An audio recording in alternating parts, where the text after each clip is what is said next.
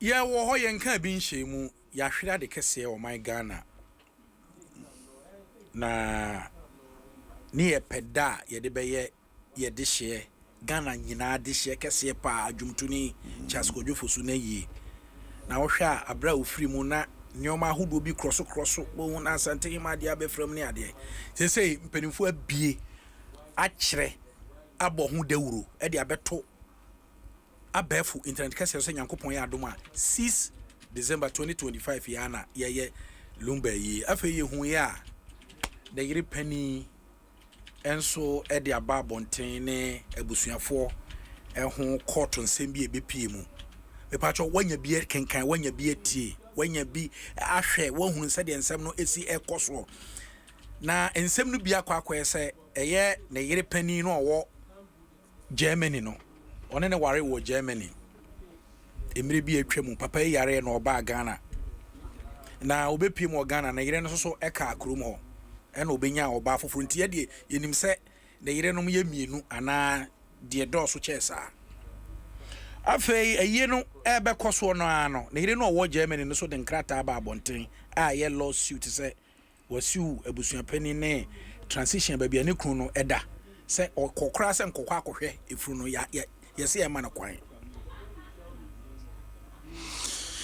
opi mechia oni watie fu nyina ya joso on se asem no court entino ye be kano in a certain manner. Okay. Ewo Ghana ha no emra idi awade so eye o mamra no constitution no constitution article 11 clause 3 e kasafa eye ye traditions ye customs ya mane ne ya mamre a wade ka ho bi the Marriages Act of 1884 to 1985 and the Matrimonial Causes Act of 1971 Act 367 and the Criminal Act no Act 29 of 1960 and also eka bibifa awade ho na ye wawade no mu miensa your part 1 part 2 and part 3 part 1 no any ye nuanu muslimifo no ne ade no ye part 2 no efa eye ifiawade and your part 3 na eye ordinance yes inside court no okay part 2 no eye ifiawade no ye umumienu ye wo formal and informal formal na ye say ya befie abetu tinsa oh ya bebo kokoko etu tinsa aware e de ukofie ye tua kunta dade akunta sekan bibia ene ye wo informal na e no akosiate opd fie onu aduane ma no osini nioma oni opd kwa yie omukwa outdooring ebusuafo ni mu bia o yase yakunta ye kunu ni ade eno so no ewo mbrem e ya ware even though say won nyo ho ade na sa awade we ye fi awade no eno no eye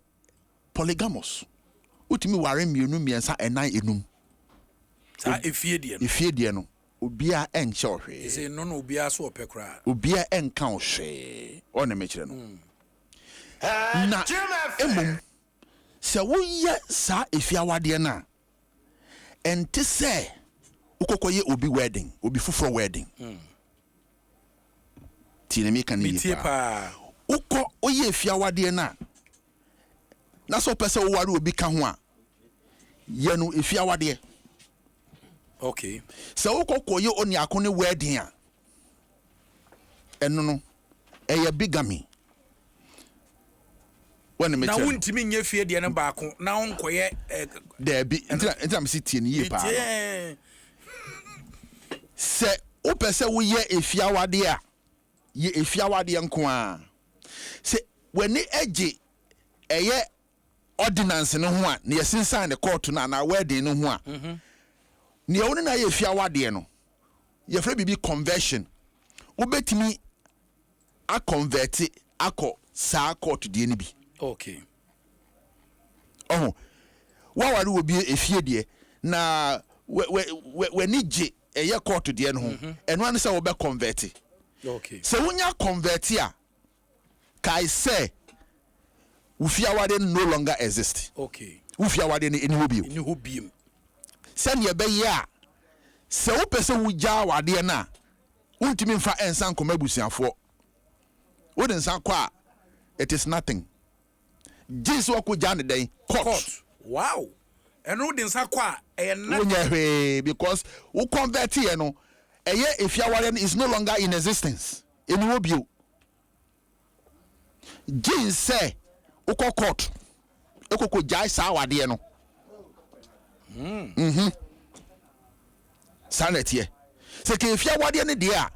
Si se baby e chichi abone hwa ne gya no. Eno an se ensan no de bae. Wo de ensan no ko yesi tua kwasi e bosika e bia 10,000 watua. Obi afa na asem okon baby. Ya mamre mu no nananom nim efiefo nim se wo beye na wo de ensan ba ne eje na wo pegya sa de court na bibini a eni hu kwan se wo san de nsan ba biem na e wo se wo de nsako wan fan san ko enwura ware no eni ebinom court na betimi agu sa wade no enti se wo mpe sa de ame paacho tena efia wade no ho men convert enkoye no ordinance ona me kire no good ena sa ordinance no so no se o ye sa ordinance na untumi enware obi fufuro enka ne ho ba ko pe okay ena eno nso no se wo beja wanya no a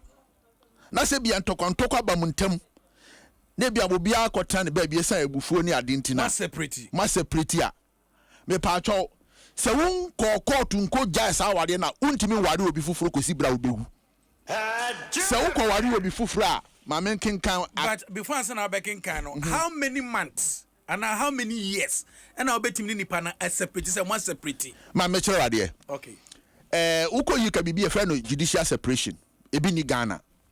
And no say be a menu me no ya konto kwa or you pesi e jawari ebukwa court register no betimi aka say ye man be say 2 3 4 5 years bi na mon trance na mon hwe say be a makoma betom ye mu a impo court kura say uko na uko jawade a ye ADR ye try say court betimi say mon chese betimi a resolve a woni me tell no send Ghana wa ha betimi a resolve a bi wonu mo ya na say anye na fe mo ma hwe say event say ebekọ one me chere ntenye say bia the court is interested in say obe dissolve marriage no court no so no epekwan obefa so a obetimi ahwese e bia bibi ono obetimi asiesie wakama bom still isa say bia sipen omo court so mo kwa kodwa aware omako omo agene next omo kọ no no omo she omo the same ntuma omo twa na oba no nyim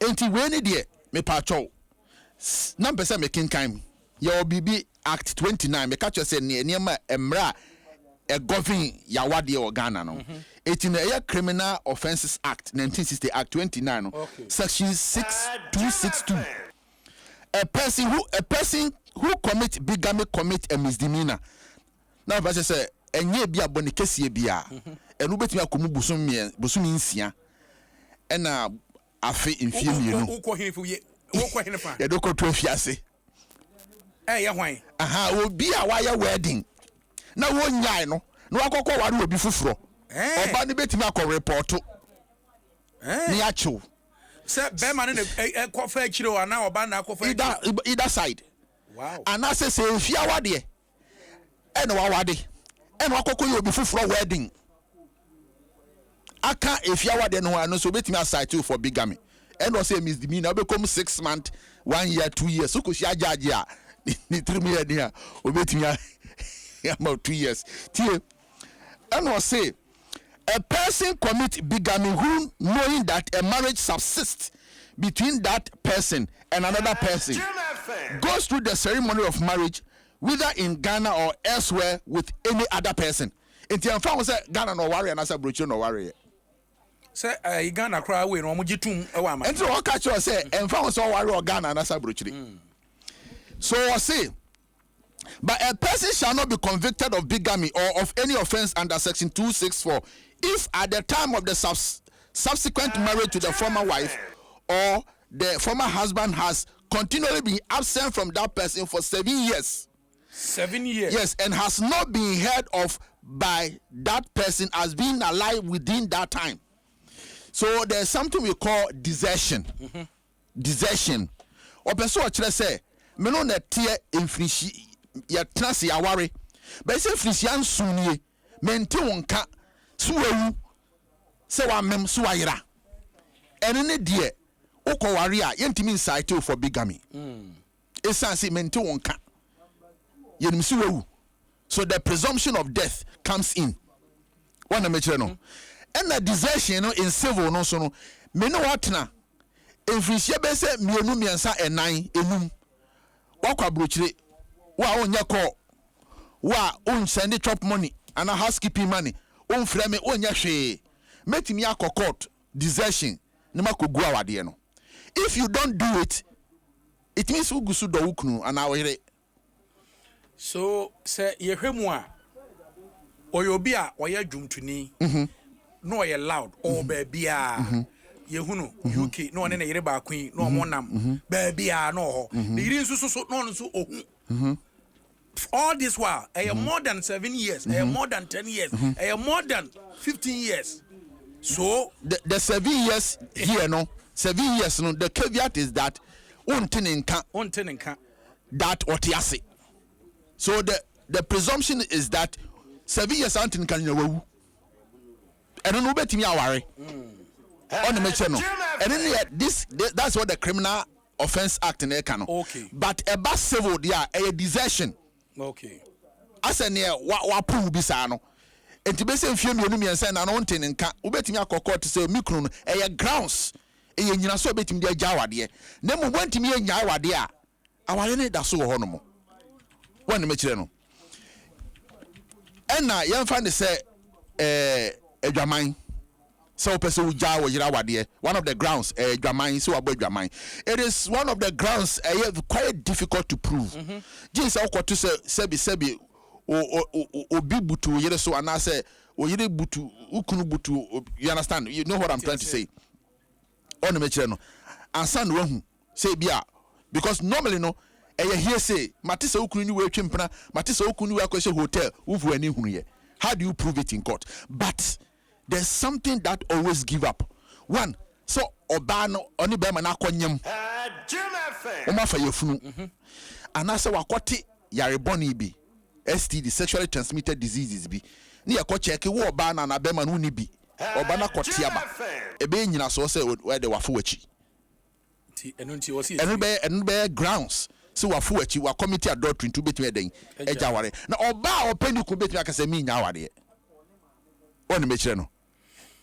Say no papa yi otiasie mami nso ano wo eye na yiri pani wo Germany no ohun papa kura timi gina simpie so kuta microphone no aka say eye mo se na nkrofo ke ka say ese me yere we e na aye me say ono apoise me but sansem ni na enti no mo kasa e na mami ni so hu say oni oba e na wo ho a wo ne ne te a wo ne ne wo enti all this while say ono so amekasa na afen Ekuya say wa slept on her right. Akusia say wa she slept on her right.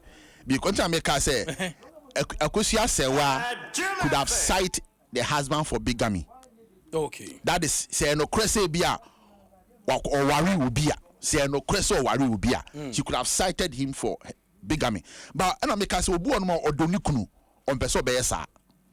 And Obama could have cited the wife for desertion. Esan say only Ghana hanomo what ya bruchire on frame me ne mo nkomo maintain nka ntimpese mi jano. So he the deceased husband could have also filed for divorce based on desertion ono so anye ebi odoneyere.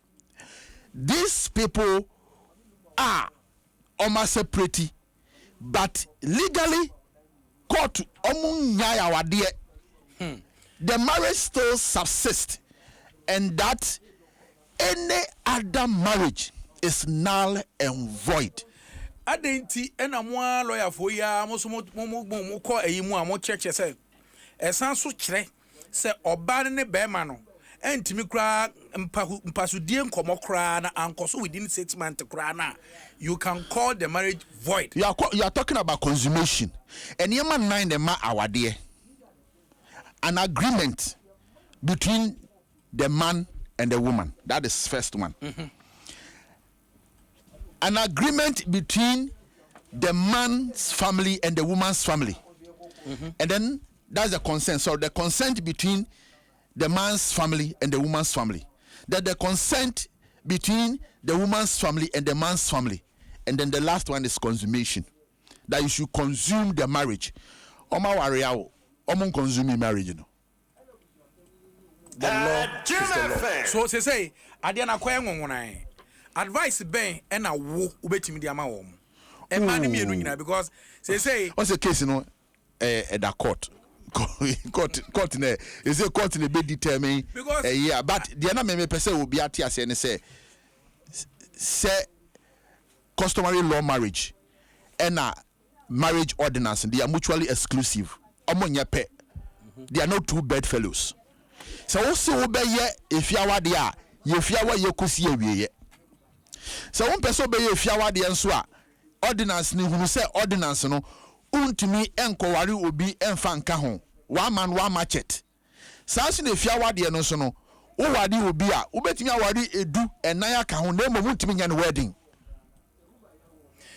untumi nya no ordinance say we so aware me we say me kunu no we 1 week no kra no bibia ka ofan o e won say no ye ni so no 1 week no mu no omo nyina bai obi a like bibia ka ofan em say ensemu a e twagu no gina ni nyina gina when the say wo yekuna who determines who becomes the widow ntini ne me hu say ne you know ne mpai body to court anim say court enhwe say obetimi ahwe say ono nkuto ne ebeka say ono ene ye ne yire a obetimi ayekuna one me kire no ye making kind sana na epese e kire, and it is the court that will determine whether or not say when na yere when na nye yere when na aware no when na yen ware no one me kire no say obi aye wedding na se oni woni akon no enya ya so emra ne hu ni sen ena so wonya ne so a so oni akon betimi aware obi fufura ana say the evidence is clear one broni so aye den e wo ba the etete so ne ma ne yire no ono so ye ne yire o enti se emfa ne say ono so o marriage certificate bi a o kwagina ne law court e ko sensan ye a we ye so mo ware wo abrochire Ghana de bibia ye possible first in time so my menchire wa de yeah marriages Matrimonial Causes Act 1971 Act 367 or say section 35 choice of law. Okay. In proceeding under this act, except in proceeding for a decree of nullity of a void marriage, the issue shall be determined as if both parties to the marriage were domiciled in Ghana at the commencement of the proceedings. Jin say bia aware bia this aware bia yeah nullity in marriage, you know. Ebia wakokoware bra me ware wo no na menim se wabodam na menim se sebi wo be mani ho na menim se ebia wo ye hermaphrodite na me hu se wo ye hermaphrodite ana se na menim kra se ebia in a way we relate and I'm who no we will do nullity they will annul the marriage. Okay, you understand, they will annul the marriage and to say we yet to say it was say enye annulment of marriage nembum sa the normal dissolution na ye ne dia e wom se mo ware wa bruchiri enti was say foreign or say recognition of foreign decrees. The court shall recognize as valid a decree of divorce, nullity or presumption of death and dissolution of marriage obtained by judicial process or otherwise, which is not contrary to the natural justice and which has been granted by a tribunal which had a significant and substantial connection with the parties to the marriage. And into no aware no mo ware wo UK Germany on the meche no mo ware wo UK and as mo ware wo London or Italy na mo ware ye mo ba ha no mo a you chose say who say the Italian law no and they knew awade so at that time and they did so no mo pese wo ja awade no you decide say who say wo ja awade or Ghana awade emremu it will by Ghana emre betimi am wo ja awade but it will be governed by the laws of Ghana. Until the release and yama umpire the betu court in anymore. Nina no, the court be money and the Ghana mrene den ashishe, and yen the Italy mrashishe. Nya the Germany mrashishe. Debbie. So won't said ye tie such as Kojofusu, one in the yini na German for no. On Timmy Fan Kofa German embassy say or pursue be hunu Ukraine because okita my certificate. Me pese me ko me krumi wu ye na koto a me pese me ko he na say yentimi me mam yemma me kwan emra no ma no ho kwan sa German laws no cannot so Ghana ha it enye German law now but German embassy so Ghana ha that is why we have our diplomatic force our missionary for no so why yes that then you are delving into the realm of international diplomacy but we are talking about the laws of Ghana. The US embassy is not governed by the laws of Ghana. And internet say who has this now call no more. You bet me a secure asylum that you will be considered as, you understand the point. And also na say what the marriage certificate Ghana marriage certificate what the koye bibi wa abrochira efa because omoji tum and bet me dey and also so abafa anything match say so wo ko ware or ma na the marriage certificate ni ba esan say a right jurisdiction intino say bia person wu ja ware no a Ghana be gina so sema ware legally binding no gya wade no me no wo ka say nipa bebre was similar cases ahodo bi a ekoso a che say omo hu kwan omo SM ni na gya SM ni no wo but adie ba what adie empese me ma nkrofo aso ne tene say me pa chow once you married under the ordinance either in UK or in Ghana please so wuntimi nya ware o hono mo a ubetuma be ja ware o Ghana but remember say wunya if you haven't dissolved the marriage in the law court wuntimi ware will be fufuro you cannot marry anybody unless that marriage is dissolved ukoko yesa bigamy. Enti yemfa na say papa no deceive man me enu ana papa be na aka na say me Charles Kojofusu we deceive ma ben odobro ni ne yire akosu asewa because now say when say I don't want to go into the merit of that matter because of on say asem no court we are can court yes but no tie in time on say be dem bra no kire wo say a customary law marriage and part 3 which is ordinance marriage they are mutually exclusive they are not two bedfellows so worry if you are worry waiting me worry do ope but who worry if you are worry na untimi nkonko ye obi wedding emfa nka ho gin say oni akuna oni na worry if you are worry no and abetimi convert it into wedding and I say we obi wedding so a untimi nko worry obi if you are worry emeka ne ho. It doesn't happen. Ewo bra woni no legally munya awade. Adanse bie ni wonu ma kire se mo adwa awade. E na sa wo kasa wo de ensa akoko hu abusuafo a enye nsa e no mo de ware wo court. Wona me kire no. Court na ma awade ne ba so. Eti sa wo pese wo gya awade na enye nsa na ade akọ no be gya awade. Sa wo pese wo de nsa egu awade a ka wo ye fi awade no enko court. Tra hono na munya ya mudi sana ko mebusuafo mudi mebusuafo wi a se eti so osum na tiko anakwasi ebuo sika wodi amano na obi a ma chagwapade na obi a ekọ enye sa de a me pa cho wedding na mo ye mo ko sinsa wo court eni ntino se upese wujaya ko court wo ko file divorce no omu enche no munya wade no enye sa de a untimi nkwaware obi anka aware bia bebe bia no emre nim no. Okay, me question any say ye nim say na yire no wo Germany no waware no fine the organ hano ye nim ehho asem but quote and quote say e bia of akwan bi so e ware no a say onte ase saa ba no ne nyina so ene sen me kira wo say if ya wade o wade a wo betimi awore bebre na mo mutimi nkoye obi wedding e fa me ka bebre no aware no ho and a wedding no so o wade a o ware one man one machete untimi ye wedding fufuro nka wana se untimi nkoye obi efia wade e fa me ka ho awade bia be ya fa wedding awaye bia bra wunya sa awade no e null and void emra ehu entiase it doesn't exist. There's only one that exists.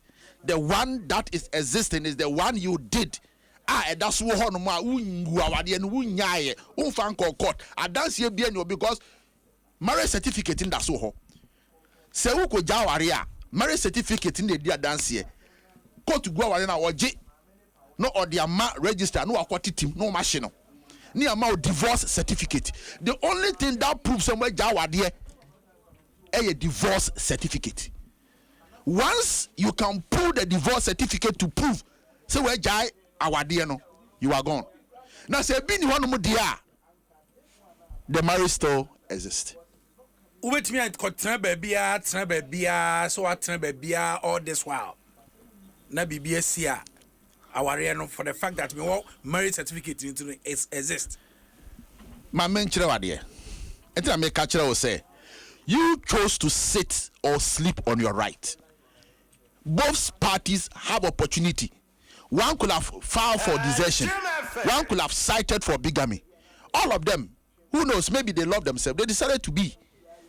Once you did not take that opportunity to have that marriage dissolve, but you slept on your right to continue to do whatsoever that you do, it doesn't matter how long that it takes. There is this that they said, it doesn't matter how long a log lies in water, it cannot become a crocodile.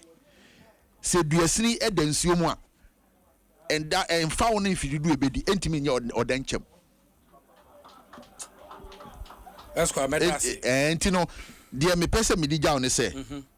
Wow, so worry. There be a quando. Entino. Se o person warrior.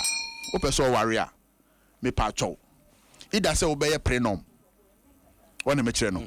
And I say, obey me no bana say me person me worry 10 yenye if you are in 10 years. After 10 years, and then we can bind ourselves with ordinance. We can convert.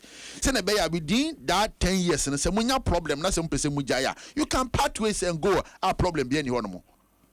And you feel now be call court to akwa sinsan ade because then the audience san call no assume that you are done. Now say modis ordinance. I know so most of the girls are obsessed. I'm saying like that is it. They are obsessed with this ordinance because they watch it on social media or banning them and say no more you say. But you see, the legal realities beyond the vows is what people don't know. Enti wawari bi ekonkon ho na ye say go ese ngu ye na certificate no won dey hye wo mo wure mu a to ho na ho